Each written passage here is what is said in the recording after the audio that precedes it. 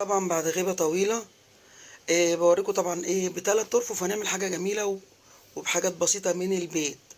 الثلاث ارفف دولت كانوا عندي في الشقة القديمة، ولما نقلت في بيت العيلة طبعا المساحة حاجة منها كده باينة ان المساحة هنا صغيرة جدا.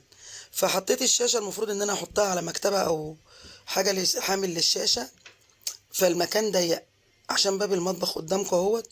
فانا حبيت استغله، حطيت الشاشة وحطيت التلات ارفف دول، وبالحاجات اللي عندي بتاعت الكوفي كورنر طبعا اللي داخل عندي على القناة. عارف ان كان عندي كوفي كورنر وتملي بطور فيه او بعدل منه، فانا حبيت استغل المكان دوت. فحطيت طبعا الحاجات بتاعت الكوفي كورنر عليه واستغليته كمكتبة، تمام، وللشاشة وفي نفس الوقت كوفي كورنر. طبعا هو التصوير ده من يعني قديم شويه، بس انا حاولت انا حبيت ان انا انزله يعني على القناه وكده، بنسبه ان انا بقالي زمن ما نزلتش حاجه على القناه، وحابه ان انا اشغلها. فقلت انزل لكم الفيديو ده كده، حاجه بسيطه بس هتستفادوا منه، بان انتوا يعني المكان الضيق ان شاء الله ممكن في المرات الجايه ممكن لو حبيت يعني اصور في الشقه وكده اوريكم. هي مساحتها صغنونه بس جميله يعني حلوه.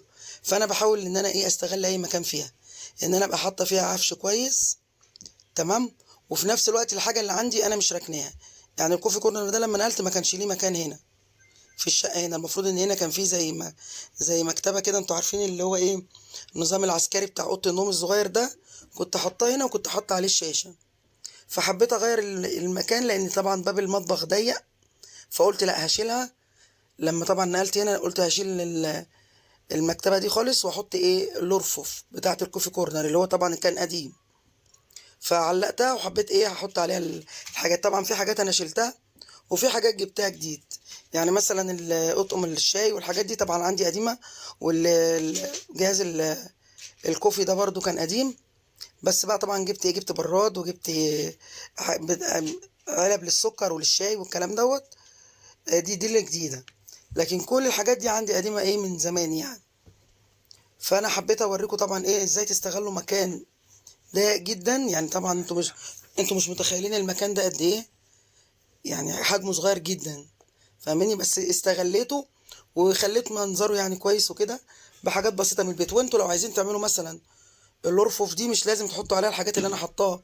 مثلا عندك زي مثلا زورية زرع، تحفه كده صغيره، حاجات بسيطه، مش لازم تحطوا الحاجات الكتيره اللي انا حطاها دي. انا حطاهم عشان انا مش حابه ان انا اشيلهم، لان المكان هنا مفيش مساحه للحاجات اللي في الشقه التانية. وبعدين الشقه دي اساسا كانت مفروشه من الاول، يعني انا سايباها بعفشها مفيش، بس كنت بنقله معايا اما بنقل للمطبخ. بس هو يعتبر اللي باخده من الشقه هنا المطبخ فقط، فعفش اللي في الشقه دي هو ما اتغيرش، والتاني طبعا متشال يعني. فانا كنت حابه الحاجات دي اخدها فاخدتها وما شلتش منها حاجه يعني. لكن انتوا لو حابين تحطوا حاجات بسيطه عادي وهيبقى شكلها حلو. ولو حابين تلغوا الرف اللي تحت ده وتخلوا الرف اللي فوق بس، وده برضه هيبقى شكلها كويس. تمام، بصوا بقى شكله عامل ازاي، بحاجات بسيطة وحاجات قديمة طبعا. ما هي مش قديمة يعني، كانت عندي هتتشال بمعنى أصح، لأن أنا نقلت في المكان، جيت هنا بيت العيلة تاني، فالحاجات دي ما كانش ليها مكان عندي. بصوا بأبسط الحاجات رجعت خليت المكان شكله حلو، وفي نفس الوقت في مساحة إن أنا أقدر أخش المطبخ وأطلع عادي.